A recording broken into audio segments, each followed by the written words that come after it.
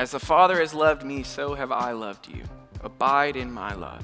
If you keep my commandments, you will abide in my love, just as I have kept my Father's commandments and abide in his love. These things I have spoken to you, that my joy may be in you, and that your joy may be full. Jesus is being really practical here. He says, you want to know how to remain in an experience of my love, how to abide in my love? Keep my commandments. This one doesn't feel as good, does it? Like, I can get down with the idea that God would reveal himself through scripture or abiding in his love through prayer, but obedience, it's not quite as warm and inviting on the surface. In fact, for many of us, the idea of obedience might not even feel that closely connected to the idea of love. In some of our experience, the idea of obedience is more closely connected with manipulation, or a dominating authority, or a transactional relationship. But I think that part of our resistance to this is less about the idea of obedience as itself, and has more to do with an experience, or maybe many experiences, of bad authority. And that's a real thing with real impact on us. I'm not trying to minimize that at all. But what often happens is we then take that experience and we project it up onto God, and then we read into a text like this a tone that is transactional at best, or at worst reflects an authoritarian leader. And not only is this a challenge for us, but we live in a cultural moment right now where the prevailing idea is that the way I find true happiness, true freedom, is by looking inward. It's when I stop answering to anyone else, I become the full decider of what's good for me. And the idea that I would follow someone else's instruction for my life is not only a bad idea, but it's like an oppression of my truest self. But notice the way that Jesus positions this instruction to obey. It's sandwiched between love and joy. He says, as the Father has loved me, I have loved you. These commandments I've given you are because I love you. They're meant to serve you, not to squash you. They're meant to keep you in an experience of my love. And he continues on and says, the reason I'm telling you this, just so we can be real clear, is so that my joy may be in you and that your joy may be complete, it may be full. Listen, a life of obedience is not meant to be this heavy, oppressive thing that just grinds us down into submission. It starts with love and it ends with joy. Now I want to take us back to the story I said at the beginning, hiking in Zion with my wife. Whenever you go hiking, there truly are two kinds of people in this world. There are people like me who are rule followers and like to stay on the trail that has been given to me.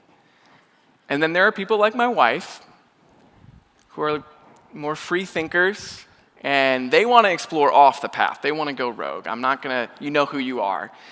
And I'm not saying one of these is right or wrong, but for the sake of this story, my way is definitely the right way. And here's why. So as I hike on a trail, of course, I see little offshoots that kind of look like trails and I could explore, but I usually don't. And the reason for that, in part, is because I just recognize that I didn't design this whole park experience. Somebody way smarter than me who knows this terrain put these trails here for a reason. And if I think I have a better idea and I explore off the trail, I might find some interesting things, but I also might encounter some danger, some pain that I didn't need to. I might start to find myself getting lost as the sun is setting.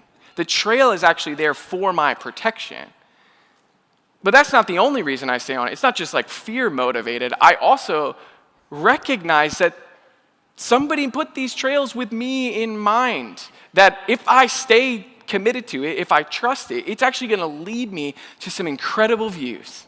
It's going to lead me to these vistas and these lookouts so that I can experience the beauty of God's creation as it was intended to be seen in this park. What is the point? Here's the point I'm trying to make. There is an architect who designed you. And not only that, but he made this whole world with you in mind, with me in mind. He knows the terrain. Why should I obey God? Why should I obey his commandments about money or sex or honesty? Because the trail he's put out for us is for our good. It's for our good. Listen, the trail is not meant to harm you. It's meant to keep you from harm.